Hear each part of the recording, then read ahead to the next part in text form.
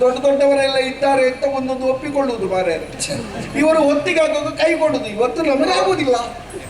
ಮತ್ತೆ ಎಂತದ ಕೈಯ ಪ್ರಸಂಗ ಸುಮ್ಮನೆ.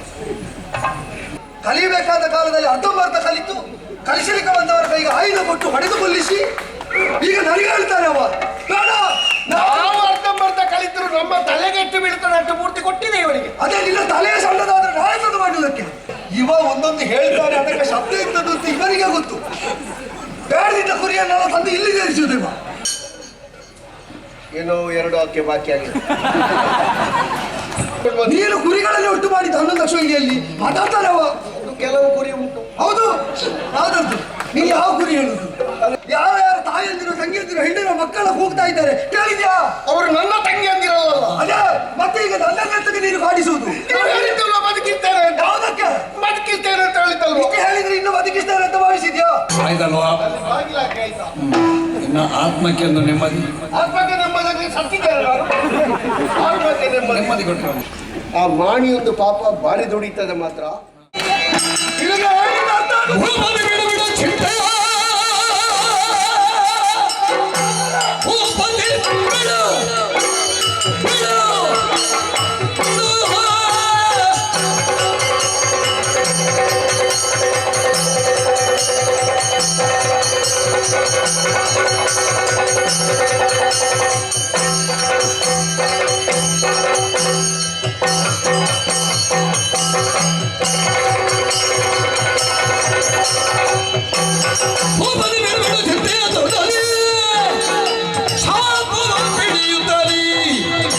ಶ್ರೀಪತಿ ಮೆಚ್ಚುವ ಧರ್ಮಗಳು ಶೌರ್ಯವನ್ನ ಪರಲಿದ್ದೀರಿ.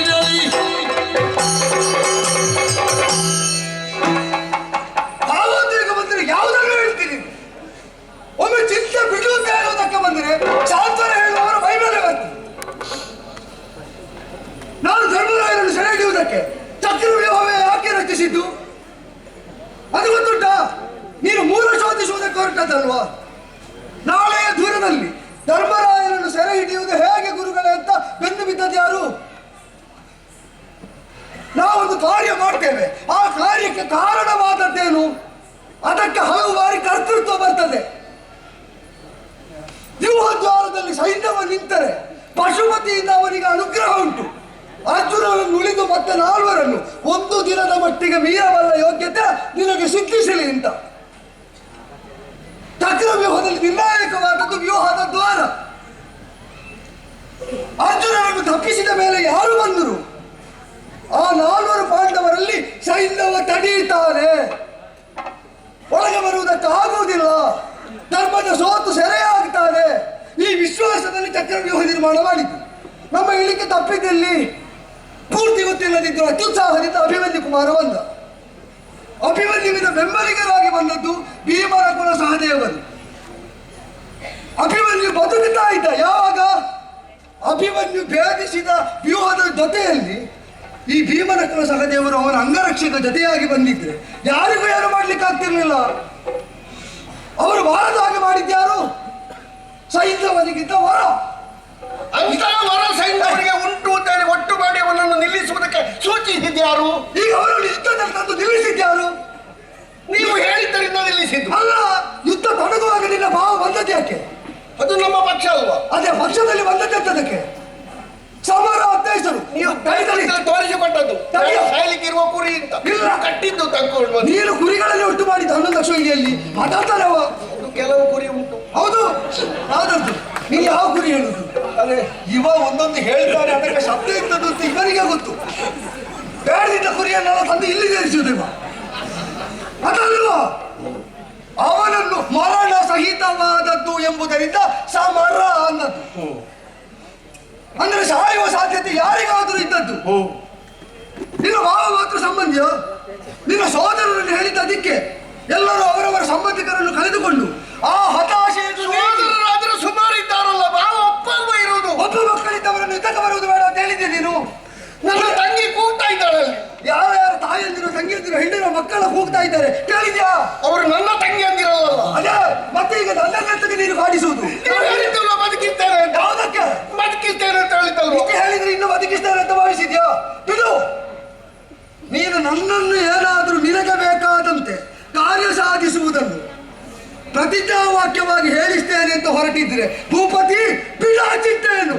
ಯಾಕೆ ಅಂದ್ರೆ ದೇವರನ್ನಾದರೂ ಒಪ್ಪಿಸಬಹುದು, ನಿನ್ನಲ್ಲ ಅಂತ ಗೊತ್ತಾದ ಕ್ಷಣ ಇದು. ಆಚಾರ್ಯ ದ್ರೋಣರು ಈ ಹಸ್ತಿನಾವತಿಗೆ ಕಾಲಿಟ್ಟ ಮೇಲೆ ಅನುಸರಿಸಿದ್ದು ಸ್ವಾಮಿ ನಿಷ್ಠೆಯನ್ನು ಕಲಿತದ್ದು ಆಚಾರ್ಯ ಭೀಷ್ಮರಿಂದ. ತ್ರಿಪಥಗಾನಂದನರಾದ ಅವರ ಬದುಕಿನ ಪರಿಯನ್ನು ಅನುಸರಿಸ್ತಾ ಬದುಕಿದಂತಹ ನಾನು ಬೆವರಿಸಿದ್ದಕ್ಕಿಂತ ಹೆಚ್ಚು ಬ್ರಾಹ್ಮಣನಾಗಿ ರಕ್ತ ಹರಿಸಿದ್ದೇನೆ. ಕಣ್ಣು ಕಾಣುವುದಿಲ್ಲ ಅಲ್ಲೋ ನಿನಗೆ? ನಾನು ಕಲಿತದ್ದು ಯಾರಿಗೂ ಹೊಡೆಯುವುದಕ್ಕೂ ಕೊಲ್ಲುವುದಕ್ಕಲ್ಲ, ನಿನ್ನಂತ ಮಕ್ಕಳಿಗೆ ಕಲಿಯುವುದಕ್ಕೆ. ಕಲಿಯಬೇಕಾದ ಕಾಲದಲ್ಲಿ ಅರ್ಧಂಬರ್ಧ ಕಲಿತು ಕಲಿಸಲಿಕ್ಕೆ ಬಂದವರ ಕೈಗೆ ಆಯುಧ ಕೊಟ್ಟು ಹೊಡೆದು ಕೊಲ್ಲಿಸಿ ಈಗ ನನಗೆ ಹೇಳ್ತಾರೆ ಅವ ಬೇಡ, ನಾವು ಅರ್ಧಂಬರ್ಧ ಕಲಿತರು ನಮ್ಮ ತಲೆಗೆ ಎಷ್ಟು ಬೀಳ್ತಾನೆ ಅಷ್ಟು ಪೂರ್ತಿ ಕೊಟ್ಟಿದೆ ಇವರಿಗೆ. ಅದೇ ನಿನ್ನ ತಲೆಯ ಸಣ್ಣದಾದ್ರೆ ನಾಯಕದು ಮಾಡುವುದಕ್ಕೆ ಸೃಷ್ಟಿಯೇ ಸರಿ ಇಲ್ಲ, ಏನು ಮಾಡುವುದಕ್ಕಾಗ್ತದೆ? ಅದಕ್ಕೆ ನಾನು ಹೇಳಿದ್ದು ಇನ್ನು ನಿನ್ನನ್ನು ಮೆಚ್ಚಿಸುವುದಕ್ಕೆ ಹೋರಾಟ ಇಲ್ಲ.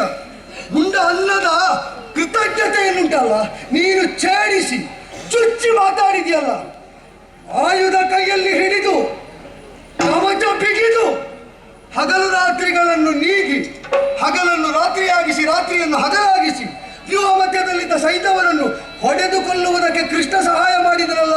ಇನ್ನು ಹಗಲು ಯುದ್ಧ ಮಾತ್ರ, ರಾತ್ರಿ ಇಲ್ಲ ಎಂಬ ನಿಯಮ ಇಲ್ಲ ದ್ರೋಣ ಸೇನಾಧಿಪತ್ಯದಲ್ಲಿ. ಈ ಸಾಯಂ ಸಂಧ್ಯೆಯಲ್ಲಿ ಹೊರಡುತ್ತಾರೆ. ಆ ಶ್ರೀಪತಿ ಎದುರಾಳಿಯ ಸಾರಥಿಯಾಗಿರುವವನು ಮೆಚ್ಚಿ ಬಲ ಬಲ ಅನ್ನುವ ತನಕ ದ್ರೋಣ ವಿಕ್ರಮದ ವಿಷಕ್ಕೆ ಚಾಚಲ್ಯಮಾನವಾಗಿ ಉರಿಯುವುದನ್ನು ತೋರಿಸಿಕೊಡ್ತೇನೆ. ಇದು ದ್ರೋಣ ವಚನ. ನೀನು ಮೆಚ್ಚಲಿಕ್ಕಲ್ಲ, ಎದುರಾಳಿ ಮೆಚ್ಚುವಂತೆ. ಅಲ್ಲ, ಇನ್ನು ಎಂತದ ಮಾಡ್ತೀರಿ ಅಂತ ಬೇಕಾದ್ರೆ ನಿನಗೆ ಎಷ್ಟು ಮಾಡಬೇಕು? ಏನ್ ಮಾಡ್ತೀರಿ? ಮತ್ಸ್ಯ ವಿರಾಟ ದ್ರುಪದನು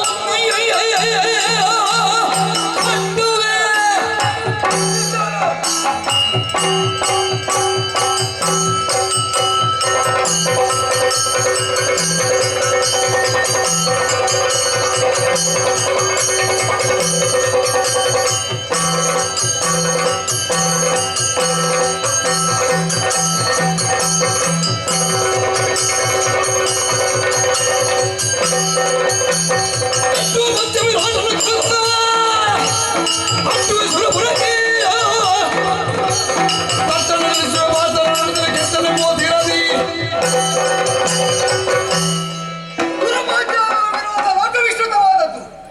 ನಾನು ಬರುವ ಮೊದಲೇ ತೊಡಗಿದ್ದು ಪಾಂಡವ ಕೌರವ ನಾಯಾಜ್ಯ ಕಲಹವನ್ನು ತಮ್ಮ ದ್ವೇಷ ಸಾಧನೆಗೆ ವಿನಿಯೋಗಿಸುವ ಪ್ರತಿಜ್ಞಾಬದ್ಧರಾಗಿ ನನ್ನ ವಿರೋಧ ಸಾಧಿಸ್ತಾ ಇರುವ ಪಾಂಚಾಲ ನರೇಶನಾದಂತಹ ಆ ದೃಪದನನ್ನು ಅವನ ಸಂತಾನವನ್ನು ಹೊಡೆದು ಕೊಂದುಕೊಂಡಿದ್ದೇನೆ. ಇಲ್ಲದಿದ್ದರೆ ಕಟ್ಟಿ ತಂದು ಕೆಡ ಹಾಕ್ತೇನೆ. ಮತ್ತೊಬ್ಬ ವಿರಾಟ ಈ ಪಾಂಡವ ಸಹಾಯ ಮಾಡಿ ಪಾಂಡವರ ಮೊಮ್ಮಗನಿಗೆ ತಾನು ಹೆಣ್ಣು ಕೊಟ್ಟು ಅವರನ್ನು ಸಮರೋದ್ಯೋಗಕ್ಕೆ ಉದ್ದೀಪಿಸ್ತಾ ಇರುವವನು ಆ ವಿರಾಟ ನರೇಶನನ್ನು ಇದ್ದಲ್ಲಿದ್ದ ಹೆಡಬಡಿ ಕಟ್ಟಿಯಾದರು ತಂದು ಕಾಲಿಗೆ ಕೆಡ ಹಾಕ್ತೇನೆ. ಇಲ್ಲದಿದ್ದರೆ ಹಾರಿಸಿದ ತಲೆದಿಂದ ಕಾಲಿಗೆ ಬೀಳುವ ಹಾಗೆ ಮಾಡ್ತೇನೆ. ಅವರ ಸಂತಾನ ಪರಂಪರೆ ಸರ್ವನಾಶವಾಗುವ ತನಕ ಕಟ್ಟಿದ ಕವಚ ಬಿಚ್ಚುವುದಿಲ್ಲ. ಇದು ನಿನಗಲ್ಲ, ದೇವರು ಬಿಚ್ಚುವ ಹಾಗೆ ಸಾಯುವ ಮೊದಲು ಋಣ ಸಂದಾಯಕ ಮಾಡುವ ಸಮರಾತ ತಿಳಿ. ಇಷ್ಟರ ಮೇಲೆ ನಿನ್ನ ಜಯಾಪಜಯ ನಿನ್ನ ಹಳೆ ಬರಹದಾಗಿ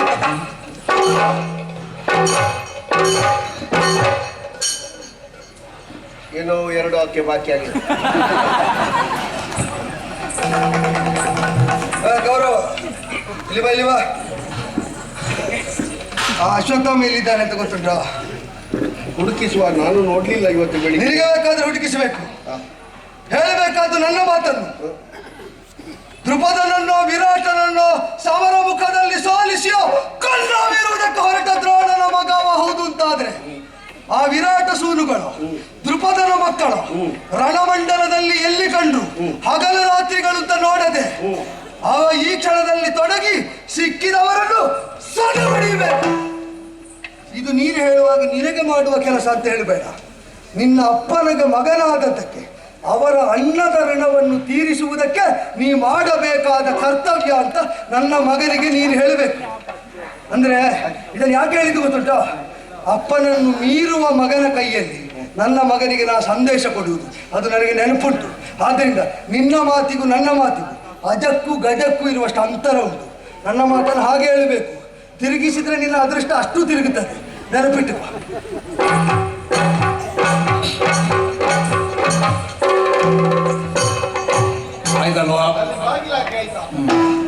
ಆತ್ಮಕ್ಕೆ ಒಂದು ನೆಮ್ಮದಿ ಆತ್ಮಕ್ಕೆ ನೆಮ್ಮದಿ ಸತ್ತಿದ್ದಾರೆ ನಾನು. ಆತ್ಮಕ್ಕೆ ನೆಮ್ಮದಿ ನೆಮ್ಮದಿ ಕೊಟ್ಟರು. ಎಲ್ಲ ಅವರ ಪಕ್ಷವೇ ಅಂತ. ಆತ್ಮಕ್ಕೆ ನೆಮ್ಮದಿ. ತೃಪ್ತಿ. ಚಕ್ರವ್ಯೂಹದ ರಚನೆ ಮಾಡುವಾಗ ಹೇಳಿದ್ದು ಅರ್ಜುನನೊಬ್ಬ ತಪ್ಪಿದ್ದಾರೆ, ಹಾ. ಮಿಕ್ಕ ದೂರ್ಚಟಿಯೂ ನನಗೆ ಇದಿರಲ್ಲ, ಹ್ಮ್. ನಿನ್ನ ಭಾವ ಜಯದ್ರಥನನ್ನು ತಂದು ಕೋಟೆ ಬಾಗಿಲಿಗೆ ನಿಲ್ಲಿಸು. ನನ್ನ ಭಾವ ನಿಂತದ್ದರಿಂದ ಬಾಕಿದ್ದವರು ಒಳಗೆ ಬರಲಿಲ್ಲ. ಅರ್ಜುನ ಒಬ್ಬ ತಪ್ಪಿದ್ದರಿಂದ ಯುದ್ಧದಲ್ಲಿ ಇವರಿಗೆ ಗೆಲ್ಲುವುದಕ್ಕಾಯಿತು, ಇವರು ಗೆದ್ದು ಕೊಟ್ಟದ್ದು ಅಂತ ಹೆಸರು ಬಂತು. ಸಾಯಿ ಹತ್ರ ನನ್ನ ಭಾವನನ್ನು ದೃಷ್ಟಿಸಿ ಕೊಲ್ತೇನೆ ಅಂತ ಅವ ಪ್ರತಿಜ್ಞೆ ಮಾಡಿದಾಗ ಪಾಪ ಹೆದರಿ ಊರಿಗೆ ಹೋಗ್ತೇನೆ ಅಂತ ಹೊರಟಿದ್ದ ಭಾವ ಅವನ ಹೆಣ ಮಸಣಕ್ಕೆ ಹೋಗುವ ಹಾಗೆ ಮಾಡಿದ್ರು. ದೊಡ್ಡ ದೊಡ್ಡವರೆಲ್ಲ ಇದ್ದಾರೆ ಅಂತ ಒಂದೊಂದು ಒಪ್ಪಿಕೊಳ್ಳುವುದು ಮಾರೇ. ಇವರು ಒತ್ತಿಗಾಗುವಾಗ ಕೈ ಕೊಡುದು. ಇವತ್ತು ನಮಗಾಗುವುದಿಲ್ಲ. ಮತ್ತೆ ಎಂತದ ಕೈಯ ಪ್ರಸಂಗ ಸುಮ್ಮನೆ. ಈಗ ಹೇಳ್ತಾರೆ ಮತ್ತೆ ನಾನು ಸ್ವಲ್ಪ ಇವತ್ತು ಅವರಿಗೆ ನೋವಾಗುವಾಗೆ ಮಾತಾಡಿದೆ. ಹೌದಾ? ಇಲ್ಲದಿದ್ರೆ ನೀವು ಒಂದು ನೆನಪಿಟ್ಟುಕೊಳ್ಳಿ, ಇನ್ನು ಆಚೆ ಹೋಗಿ ಹೇಳಬೇಡಿ ಯಾರಲ್ಲಿ ಹೋಗಿ. ಬ್ರಾಹ್ಮಣರಲ್ಲಿ ಮಾತಾಡುವಾಗ ಅವರಿಗೆ ಸ್ವಲ್ಪ ಬಿಸಿ ಮುಟ್ಟಿಸಿದ್ರೆ ಮಾತ್ರ ಅವರು ಏನಾದರೂ ಮಾಡುದು, ಆಯ್ತಾ? ಕೆಲಸ ಮಾಡೋದು. ಸುಮ್ಮನೆ ನಗು ನಗುತ್ತಾ ಮಾತಾಡಿದ್ರೆ ಅವರು ಹಾಗೆ ಅದೆಂತದಿಲ್ಲ ಅಂತ ಕಳಿಸಿದ್ರು. ಈ ಬ್ರಾಹ್ಮಣನಿಗೆ ಸ್ವಲ್ಪ ಬಿಸಿ ಆಗಿದೆಯೋ ಎಂಥದ್ದು ಅಂತ ನನಗೊಂದು ಸಣ್ಣ ಸಂಶಯ ಮಾರಾಯ. ಅವರು ಯಾರನ್ನು ಕೊಲ್ತೇನೆ ಅಂತ ಹೇಳಿದ್ದು? ವಿರಾಟನನ್ನು ಮತ್ತೆ ದೃಪದನನ್ನು, ಆ ಹಳೆ ಮುದುಕರನ್ನು ತೆಗೆದು ಇವರು ಮುಗಿಸ್ತಾರ ಹೇಗೆ? ಸಾಯಿ ಆ ಮಾಣಿಯೊಂದು ಪಾಪ ಭಾರಿ ದುಡಿತದೆ ಮಾತ್ರ. ಆ ಅಶ್ವತ್ಥಾಮ ಒಮ್ಮೆ ಜನ ಕಳಿಸಿ